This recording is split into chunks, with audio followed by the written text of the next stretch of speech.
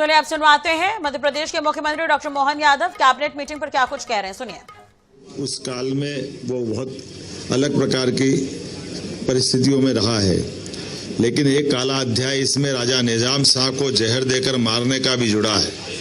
कठिन परिस्थिति में उनकी वीर और स्वाभिमानी विधवा रानी कमलापति ने अपने छोटे पुत्र और प्रजा की रक्षा के लिए अद्भुत साहस दिखाया।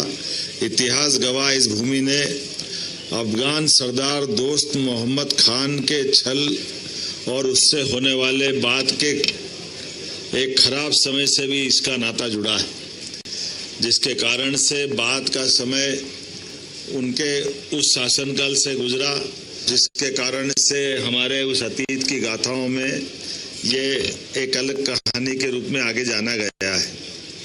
लेकिन ये बात भी सही है कि यहाँ उस काल के बाद ही लगभग 11 साल का सिंधिया शासनकाल भी रहा है।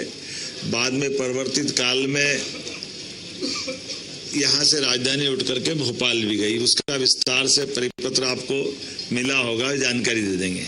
लेकिन अभी हम वापस कैबिनेट में आते हैं। कैबिनेट के लिए आज का दिन कई कारणों से बहुत महत्व का है।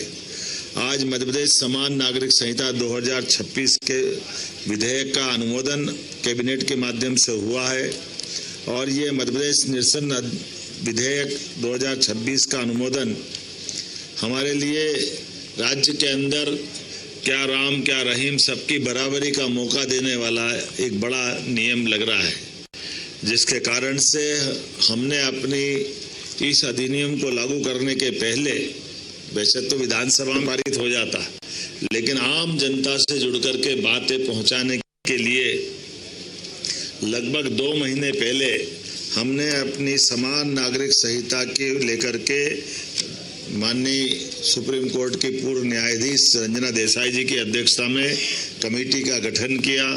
कमेटी के गठन के माध्यम से हमने अपने 51 जिलों में जन परामर्श बैठकें संपन्न की। 10 संभाग में वो बैठकें हुई और भोपाल में भी राज्य स्तरीय परामर्श हुआ। वो राज्य स्तरीय परामर्श में भी सभी राजनीतिक दलों के साथ, विविध हमारे धर्म के या अलग अलग सामाजिक क्षेत्र के संगठनों के साथ सबसे विस्तार से चर्चा हुई, उनसे बातचीत भी हुई। और जैसा कि मैं आपकी जानकारी में है, जब हमने राजनीतिक दलों को बुलाया तो उसमें आप पार्टी, कम्युनिस्ट पार्टी सारे लोग आए, लेकिन नहीं आए तो कांग्रेस के लोग नहीं आए। पता नहीं कांग्रेस के लोगों को ये इस हिंदू मुसलमान के वोट में क्या दिखता है। उनके लिए एक देश एक निशान एक प्रधान पे सदैव दुविधा रहती है। कोई बात नहीं, उनकी वो जाने, हमारे लिए तो आगे बढ़ने का मौका है। हमने जब अपने सभी धर्मों की समानता के लिए आगे बढ़ने का संकल्प किया, और ये भी उल्लेखनीय है कि जब रिपोर्ट सबमिट हुई और जानकारी आई तो उस जानकारी के रिकॉर्ड में एवरेज 80% से ज़्यादा मुस्लिम बहनों ने इस नियम को लागू करने के लिए पक्ष में बात कही। ये भी हमारे लिए उल्लेखनीय है कि रिकॉर्डेड आंकड़ा 76% का है, लेकिन एवरेज 80% मुस्लिम बहनों ने कहा कि एक समान कानून लगना चाहिए, और 40% मुस्लिम भाइयों ने भी कहा है। नामजद भी आकर के बैठकों में इस बात को कोट किया कि ये हमारे लिए कानून लगना चाहिए। कई लोगों ने उनसे प्रश्न भी किया कि आप इस पे समर्थन कैसे दे रहे हैं, तो उनने खुलकर कहा कि हमारी भी माताएं बहनें हैं, हमारे लिए भी हमारी बहनों की जिंदगी को, अगर हिंदू भाई बहनों की बहन की जिंदगी इस एक्ट से सुरक्षित होती है तो मुस्लिम भाई बहनों की बेटियों के साथ क्यों अन्याय होना चाहिए। ऐसे करके सभी क्षेत्रों में सभी प्रकार से एक बात उल्लेखनीय है कि हमारे द्वारा इसमें लगभग 3.49 करोड़ SMS भी भेजे गए। हम जनता के अंदर नीचे तक जितनी बात पहुंचा सकते थे, हमने सभी संचार साधनों का, सोशल मीडिया का, प्रिंट मीडिया का, इलेक्ट्रॉनिक मीडिया का, यहाँ तक कि कार्यक्रमों के अंदर होने वाली सभाओं में भी इसे को नीचे तक उतारने का सभी मंत्रियों के साथ, मेरे स्वयं सहित सभी संगठनों के साथ हमने ये बातें नीचे पहुंचाई। जैसा मैंने बताया कि लगभग 10 लाख प्रतिक्रिया हमको इसके माध्यम से प्राप्त हुई, और जब ये धीरे धीरे करके चारों तरफ से हमारी बातों का समापन की तरफ हम आए तो आज मुझे इस बात की प्रसन्नता है, 70 साल के इतिहास में ये युगांतकारी क्षण है जिसकी साक्षी 8.5 करोड़ जनता बन रही है, जब हम मध्य प्रदेश की धरती पर समान अधिकार, समान अवसर, समान नागरिक, समान न्याय के स्वर्णिम युग के उदय की तरफ बढ़ रहे हैं। आज मध्य प्रदेश की कैबिनेट ने समान नागरिक संहिता विधेयक 2026 को सहर्ष सर्वानुमति से स्वीकृति प्रदान की है। मैं हमारे सभी माननीय मंत्रिमंडल के साथियों के साथ आप सबको भी बधाई देना चाहूँगा। इस विधेयक को 20 जुलाई 2026 से प्रारंभ हो रहे विधानसभा के सत्र में रखने के लिए हमारी कैबिनेट की अनिवार्यता की बाधा या उसकी मदद से हमें आगे कदम बढ़ाया है। ये बात सही है कि भारतीय संस्कृति में समानता का भाव सर्वे भवन्तु सुखिनः सर्वे सन्तु निरामया ये वेद वाक्य के उद्घोष के साथ होता आया है। हमारे लिए समानता भारतीय संस्कृति का, भारतीय संस्कारों का सदैव अभिन्न अंग रहा है। ऋग्वेद में भी कहा गया है, हमारे संकल्प सम हो, हमारी सोच समान हो, हमारी संवेदना समान हो, ताकि हम सब एकता, समरसता और सद्भाव के प्रतिमान स्थापित करें। माननीय प्रधानमंत्री जी ने भी 2047 के विकसित भारत के निर्माण के लिए जो उद्घोषित वाक्य है जन जन की जुबान पे चढ़ा हुआ है, सबका साथ, सबका विकास, सबका विश्वास, सबका प्रयास, ये जो बात है, ये मंत्र है, ये ही इसकी पहली शर्त है कि समाज में बिना किसी भेदभाव के सबको अपना अधिकार मिले और कानून सभी के लिए बराबर रहे। मुझे इस बात की प्रसन्नता है, जब परमात्मा और प्रकृति इंसानों के बीच भेद नहीं करती है तो ये भेद करने का अधिकार आखिर आया कहाँ से। मैं संविधान निर्माता डॉक्टर बाबा साहब भीमराव अम्बेडकर के चरणों में भी नमन करता हूँ। संविधान के अनुच्छेद 14 और 44 में समान नागरिक संहिता समान अधिकार एवं समान अवसर का मार्ग प्रशस्त करती है। माननीय प्रधानमंत्री जी श्रीमान नरेंद्र मोदी जी के नेतृत्व में हमने संकल्प लिया है कि हम ऐसा कानून लाएंगे जिसमें राम, रहीम, रविंदर और राबिन सब एक समान हो। मुझे बेहद प्रसन्नता है, डॉक्टर श्यामा प्रसाद मुखर्जी द्वारा दिया गया ऐतिहासिक नारा एक प्रधान, एक निशान, एक विधान मध्य प्रदेश की धरती पर साकार होने जा रहा है। समान नागरिक संहिता की तैयारियों के संबंध में केवल आपको संक्षेप में बताना चाहूँगा। समान नागरिक संहिता वर्ष 1961 में पहली बार गोवा राज्य में लागू हुई थी। उसके बाद 2025 में उत्तराखंड, 2026 में गुजरात और तत्पश्चात असम की विधानसभा में इसको पारित करने की पहल हुई है। दिनांक 27 अप्रैल 2026 को माननीय न्यायमूर्ति रंजना प्रकाश देसाई की अध्यक्षता में 7 समिति सदस्यों का गठन किया गया था, जिस समिति में प्रतिष्ठित शिक्षाविद, कानूनविद, सामाजिक कार्यकर्ता, प्रशासनिक अधिकारी सभी कुछ सम्मिलित हुए थे और इन कानूनों का अध्ययन किया गया। समान नागरिक संहिता के अन्य राज्यों के मॉडल का भी अध्ययन किया गया। जन परामर्श बैठकों का आयोजित कर सभी हित पक्षों से सुझाव भी लिए गए। जन परामर्श एक पृथक वेब पोर्टल तैयार करके 22 मई 2026 को पब्लिक में लॉन्च किया। महत्वपूर्ण आंकड़े जैसे मैंने बताया, लगभग 3 करोड़ 49 लाख SMS हमने जनता के बीच दिए हैं। समिति को वेब पोर्टल पे लगभग 10 लाख, एक्चुअल संख्या देखो तो 9,58,675 सुझाव प्राप्त हुए। जन परामर्श के लिए जिला स्तर, राज्य स्तर पर 50 से अधिक बैठकों का आयोजन किया गया। बैठकों में 1,134 से अधिक सुझाव प्राप्त हुए।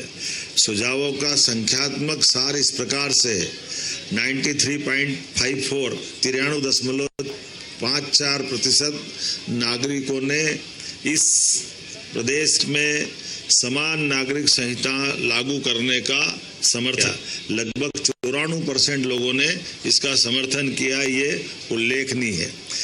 92.20 अर्थात 92.20% नागरिकों ने माना कि सभी समुदाय में महिला और पुरुषों के लिए समान कानून होना चाहिए। 91.32 लोगों ने माना कि समान नागरिक संहिता से भेदभावपूर्ण तलाक कानूनों को समाप्त करना चाहिए, जो कि एक लिंग की दूसरे को अधिक लाभ देने की दिशा में गलत कदम उठाती है। 92.66% लोगों ने इस बार भी सहमति दी है कि सभी समुदायों को महिला और पुरुषों की संपत्ति में भी समान अधिकार मिलना चाहिए। ये सभी प्रकार से अलग अलग क्षेत्रों को जोड़ करके इसमें बात रखी गई है। 90.96% लोगों ने माना कि व्यक्तिगत कानूनों के कारण नागरिकों को कानूनी जटिलताओं का सामना करना पड़ता है, इसलिए इससे मुकाबला करने के लिए एक समान नागरिक संहिता लागू करना चाहिए। 86.78% लोगों ने कहा कि समान नागरिक संहिता को मौलिक अधिकारों का उल्लंघन किए बिना लागू किया जा सकता है। कुल मिलाकर के दोबारा मैं परसेंटेज नहीं दोहराऊंगा, ये फिर वापस लंबी की, लेकिन समान नागरिक संहिता इसके जो 4 महत्वपूर्ण पिलर्स है, ये चारों पे मैं बात करना चाहूंगा। विवाह इस राज्य में इस नियम के बाद एक ही लागू होगा, दूसरा विवाह निषेध माना जाएगा। जब तक कि कानून सम्मत रूप से विवाह विच्छेद नहीं हो, तब तक दूसरे विवाह की परमिशन उसको नहीं रहेगी। विवाह विच्छेद में भी केवल शब्दों से कोई विवाह विच्छेद नहीं कर पाएगा। तलाक तलाक तलाक या ऐसे जो चीजें हैं, इससे इसको मुक्ति दिलाई गई है। कानूनी प्रक्रिया के बाद ही तलाक का दोनों पक्ष के बीच में निर्णय के आधार पर लागू किया जा सकेगा। उत्तराधिकारी का चयन भी उसी प्रकार से रहेगा। जो उत्तराधिकारी आमतौर पे होते हैं, इस कानून के बाद सबको समान रूप से उत्तराधिकारी एक कानून से चलने के लिए बाध्यता रहेगी। और उत्तराधिकारी में महिला पुरुष का भी अधिकार कम ज्यादा नहीं होगा, दोनों को समान होगा। कुछ कानूनों में पहले महिलाओं को आधा अधिकार दिया गया था, तो ऐसे में बहनों को भाइयों को समान अधिकार इस कानून के माध्यम से दिया जाएगा। इसी प्रकार से ये जो एक नई प्रथा है, उस प्रथा में जो भी सिस्टम है, तो अगर आप लिव इन रिलेशन रखना चाहते तो उसमें भी आपको आयु सीमा के अंदर ही 1 महीने से कम समय में पंजीकरण रजिस्ट्रेशन के बाद रहने की छूट है, चाहे जो नहीं रह सकेगा। तो 21 साल का पुरुष और 18 साल से बड़ी महिला या बहन जो भी होगी वो इसका अंदर आएंगे। और इसमें भी अगर उनका विवाह हुआ है तो इसमें इस दायरे से वो बाहर हो जाएगी, जब तक कि वो सारी प्रक्रिया विवाह संबंधी कोई अपना उस प्रकार की कोई बाधा उनके जीवन में अगर आ रही तो वो इससे नहीं रहेंगी। स्वैच्छिक रूपता को थोड़ा इसमें रोका गया है। समान नागरिक संहिता में युगांतकारी प्रभाव, खास करके धार्मिक स्वतंत्रता, ये सभी धर्मों का सम्मान करने वाला कानून है। इसमें किसी धर्म को नीचा नहीं दिखा रहा है, क्या हिंदू, क्या मुसलमान, क्या ईसाई, क्या पारसी, सभी धर्मों का समान सम्मान करने के लिए कानून को लगाया गया है। महिलाओं के लिए भी, सभी प्रकार की बहनों के लिए समान रूप से उनकी गरिमा और सम्मान का भी ध्यान या उनके सम्मान की रक्षा करने के लिए ये नारी सशक्तिकरण की दिशा में उल्लेखनीय कदम है। भेदभावपूर्ण प्रथाएं जो चलाई गई थी, बहुत सारे प्रकार की, जो उन सारी प्रथाओं को रोकने का प्रयास किया है। आदिवासी अंचल, हमारे जो अनुसूचित जनजाति या संरक्षित रूढ़िगत आधार वाले व्यक्ति समूह जो हमारे घुमंतु अर्धघुमंतु आते हैं, उनको इसमें अपवाद रखा गया है, उसको इस दायरे से इतर रखा गया है। सभी धर्मों की बात मैंने कही कि सभी धर्मों के लिए एक समान शर्त है। धार्मिक समारोह, अनुष्ठान, रीति रिवाज अलग अलग हो सकते हैं, उसमें कोई बाध्यता नहीं है कि वो एक जैसी मानना है। जिसको पूजा करना वो पूजा करे, जिसको बाकी अपने रीति रिवाज का पालन करना, धर्म अनुसार अपने अपने आचरण का, उसको इसमें पूरी छूट दी गई है, उसमें कोई इसमें परेशानी नहीं है।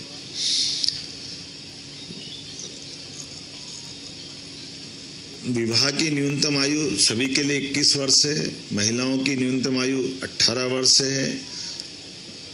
इससे वो जो गलत प्रथा थी, यौवन आधारित अलग अलग आयु में विवाह की जो प्रथा थी, वो विवाह की प्रथा को प्रतिबंधित किया गया है। विवाह के लिए रजिस्ट्रेशन सबका होगा।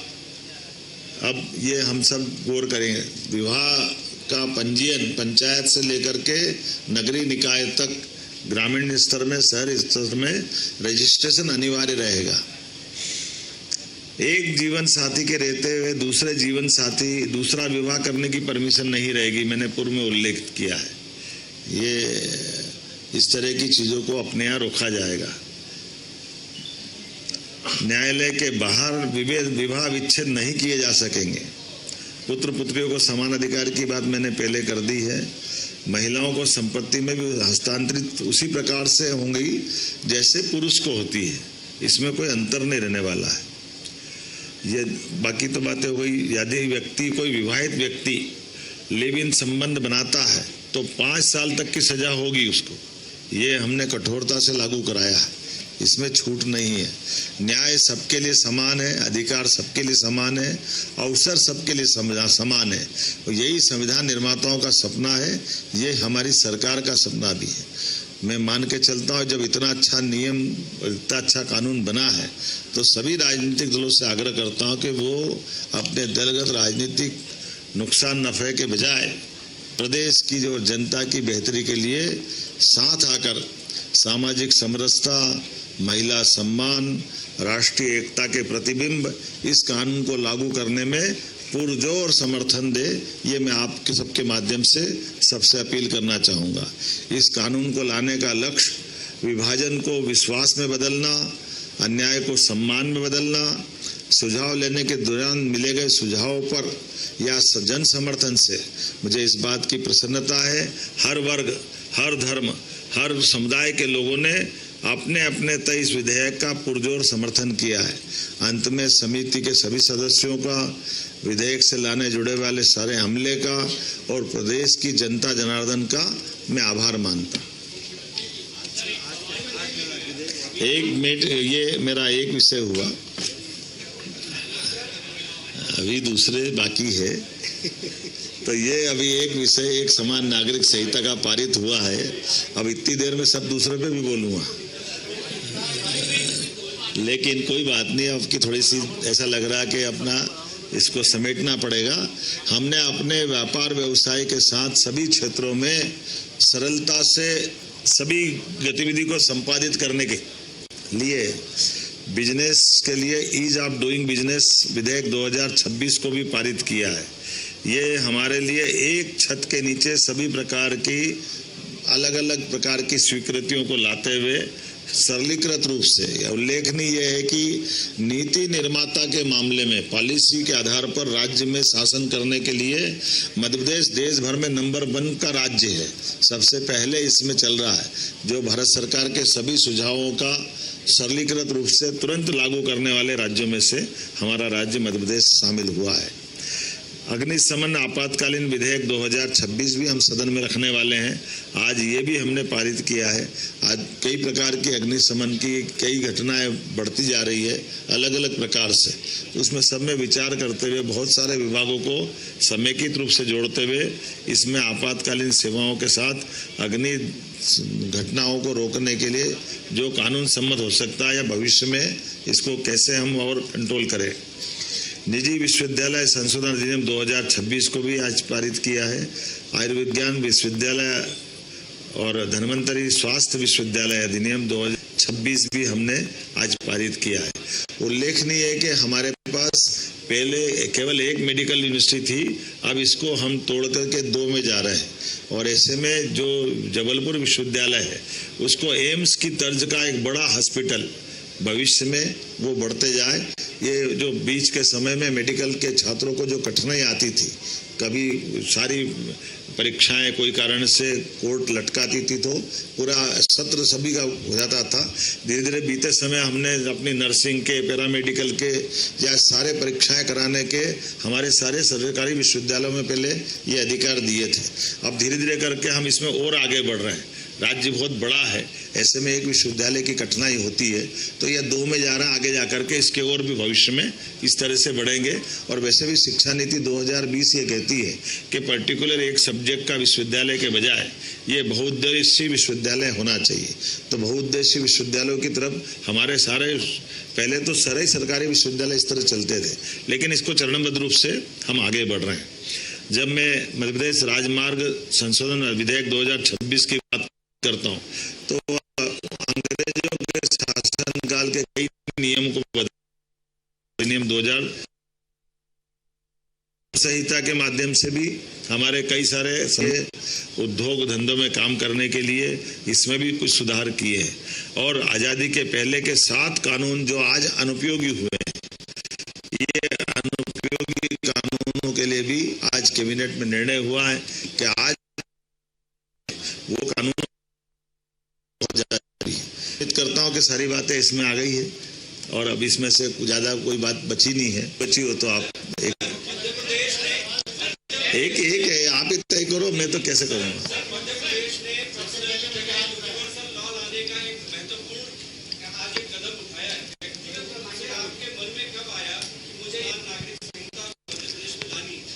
हमारे लिए यशस्वी प्रधानमंत्री के नेतृत्व में समान रूप से जनता के हितों को कई सारे प्रकार से लागू करने का जब निर्णय किया जा रहा है, ऐसे में उन सुधारों के सिलसिले में हमारी तो जनसंघ के जमाने से एक देश एक विधान एक प्रधान डॉक्टर मुखर्जी ने हमारे राजनीतिक दल का उदय इस सिद्धांत पे किया है।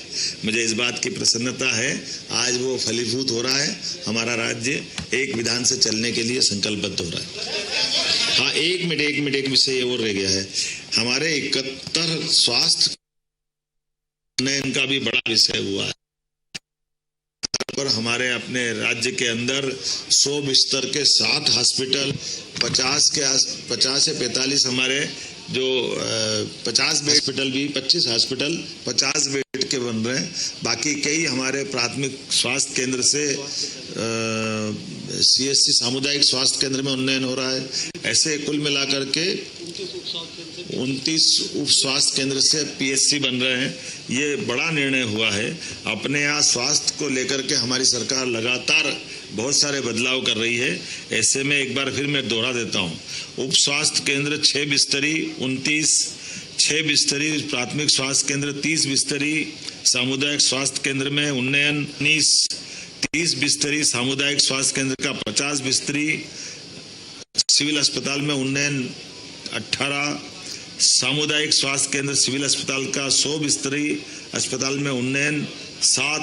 इस प्रकार से 73 हॉस्पिटल खोले जा रहे हैं, जिसमें हमारा सब मिलाकर 2 माइनस कर दो 71, उसमें चित्रकूट जैसा स्थान भी धार्मिक दृष्टि से जहां 100 बेड का हॉस्पिटल खोल रहे हैं। ऐसे हम सब मिलाकर के एक एक करके इन सारे क्षेत्रों में समान रूप से आगे बढ़ रहे हैं। सर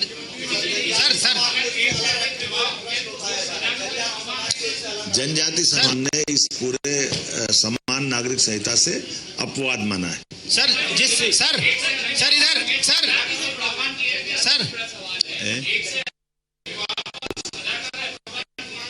एक से अधिक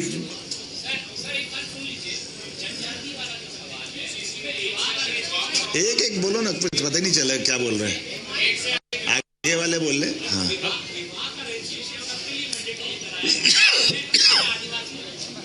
बोला ना मैंने, आदिवासी समाज को छूट है। अरे भाई, भारत सरकार के जो संविधान सम्मत नियम है वो भी तो लगेंगे ना, हमको तो ही नहीं है। अभी तो हम एक समान कानून लाने की तरफ जब बढ़ रहे हैं। विजय जी आप पीछे खड़े। कितने कराना है? अभी करो, अभी कल पारित होगा।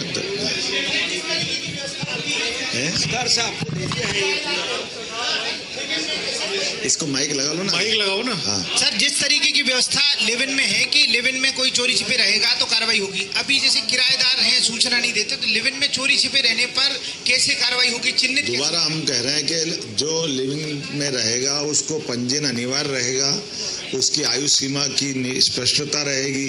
छिपा के रहेगा तो कानूनी कार्रवाई का सामना करना पड़ेगा।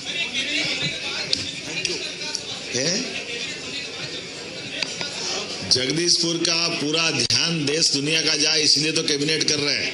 आइए हम सब भोजन करें आनंद के साथ।